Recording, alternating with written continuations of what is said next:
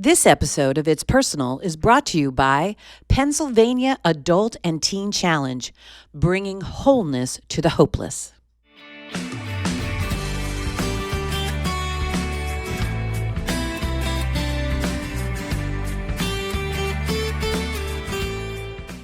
Hi there, I'm Tony Reese and welcome to It's Personal. And today I have Jamie Mondesir with me, correct? Correct. Yes.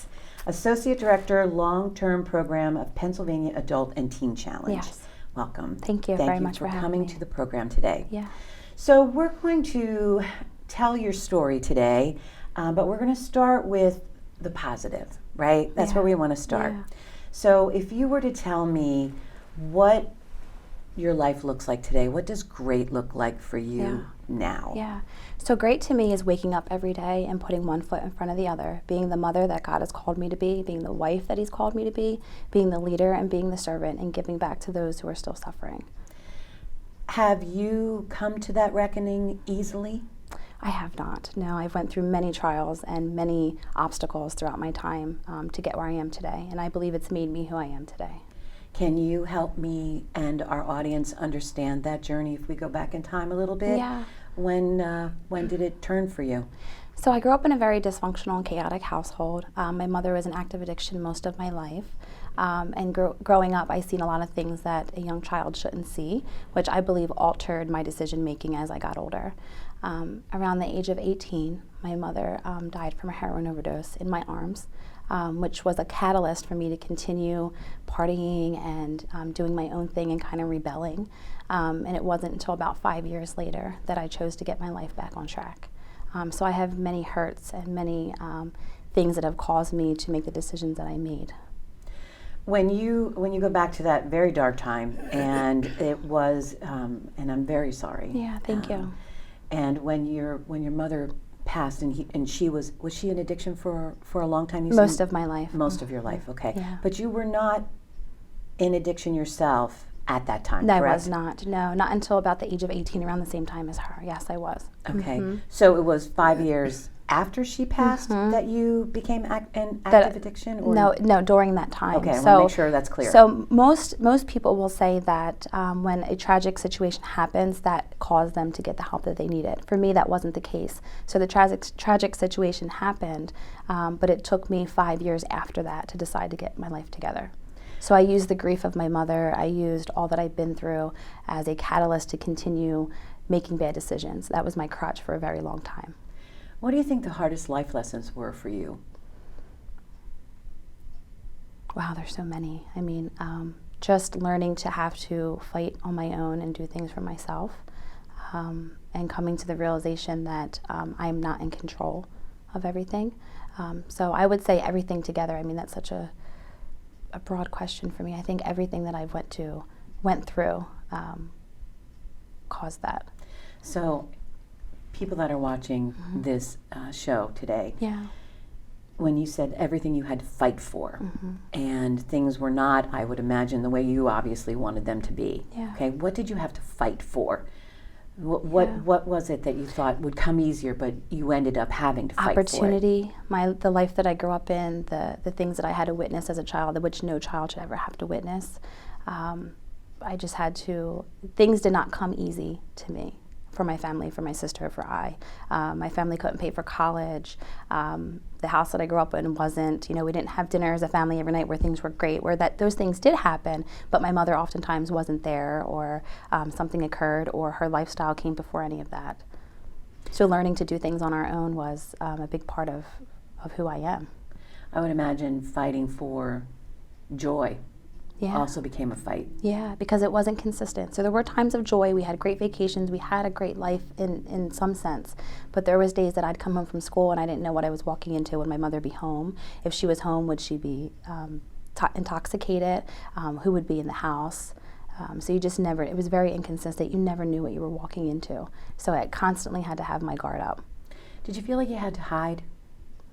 I didn't know who I was, so yes, in a sense, I did have to hide. I became whoever you wanted me to be. I was a chameleon because I didn't know myself, and it wasn't until I got my life on track and I gave my life to Jesus that I figured out who I was. What became the turning point for you? When my family was ready to give up on me. That was a turning point to me because I did not want to lose them. So I knew that I was tired. I knew that I needed help. I didn't know how. My family did, so I had to surrender to them at first before I could do anything else because I needed their help. Can you help me understand when they were ready to give up on you? What does that mean? They didn't want me living at home anymore. They didn't want to, they were tired of helping me because they've helped me and then I lie and I would, all types of things would happen. They were tired of being hurt. So to protect themselves, they had to cut all ties with me. And I knew that if that happened, I don't know where I would be because my family was my biggest support. So you were hanging on to them and they were about to let go. Yeah. Mm-hmm.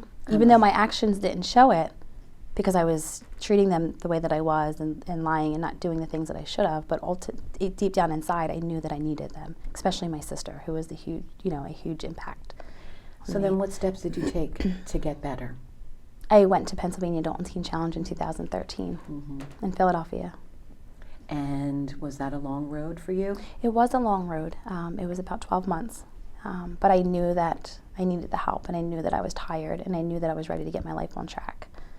And by the time the 12 months was up, I was, that time didn't feel so long anymore. I mean, it's only a small piece of your life for the rest of it. So, when you describe the experience that you had growing up and how tragic, and hard it is, and you have to find ways to, feel good and experience that joy and be happy.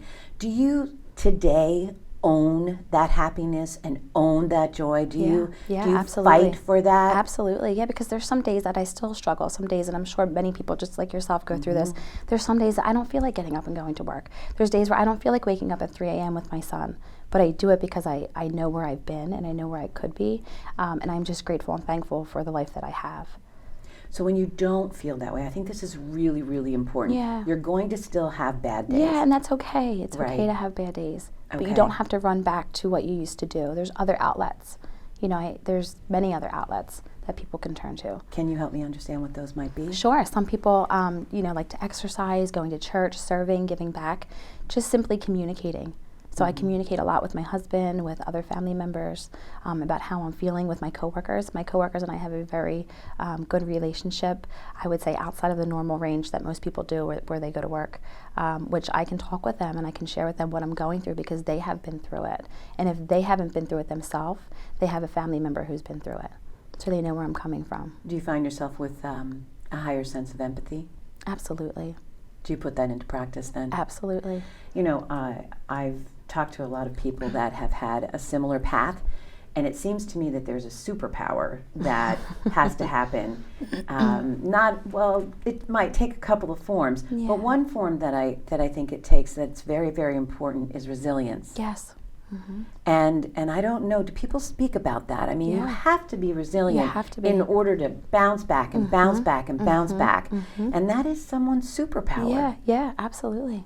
So how do you feel that, I would imagine it's exhausting at times to keep bouncing back. Yeah.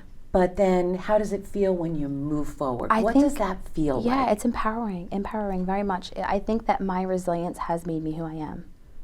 All that I've been through has made me who I am, and it strengthens me every day. Tell me who you are now. Yeah, I am a strong, confident woman who's a wife, who's a mother, who's a believer in Jesus Christ, who has a passion and a purpose today. And I wake up every day with a purpose.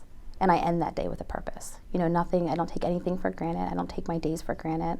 And I make sure that I make a difference every day. It may be something minute to others who see it, but that individual may feel it. Do people let you know that you're doing that for them? Yeah, absolutely. And what about, you have a son, did you say? I do. And what kind of legacy are you going to pass to your son with the lessons that you've learned with your life? I want him to know that people make mistakes, and that's okay. And you can pick yourself back up. And it happens. People change. I believe that honestly, deep down with everything that I am, that people do change.